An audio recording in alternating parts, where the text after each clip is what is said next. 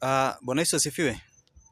Ninataka nitie mtu moyo, mtu ambaye amekata tamaa, mtu ambaye amefika mwisho. Nataka nikutie moyo na neno la Mungu katika jina la Yesu. In the book of 2 Corinthians chapter 1, nitakusomea verse 2 tu na najua ya kwamba utabarikiwa.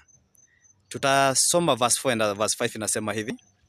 Atufarijie katika dhiki zetu zote ili nasi tupate kuwafariji wale walio katika dhiki za namna zote kwa faraja hizo tunazofarijiwa na Mungu. Kwa kuwa kama vile mateso ya Kristo yanavyozidi kwetu, vivyo hivyo faraja yetu inazidi kwa njia ya Kristo. Kwa kuwa kama vile mateso ya Kristo yanavyozidi kwetu, vivyo hivyo faraja yetu inazidi kwa njia ya Kristo. Kuna mtu anapitia hali ngumu ya maisha, kuna mtu anapitia mateso ya ulimwengu, kuna mtu anapitia magonjwa, maumivu, umepigwa kutoka kila pande ama kutoka kila kona. Nimekuja nikufariji na neno la Mungu asubuhi ya leo katika jina la Yesu. Maandiko inasema ya kwamba kama vile mateso ya Kristo yanavyozidi kwetu, vivyo hivyo faraja yetu inazidi kwa njia ya Kristo. May the Lord comfort you. Ninakuombea Kristo akufariji, ninakuombea Mungu akufariji katika hayo machozi ambayo unapitia, katika hiyo vita ambayo unapitia, katika hiyo hali ya kutengwa, katika hiyo hali ya kuinukiwa, katika hiyo hali ya kufinyiliwa, katika hiyo hali ya kukata tamaa.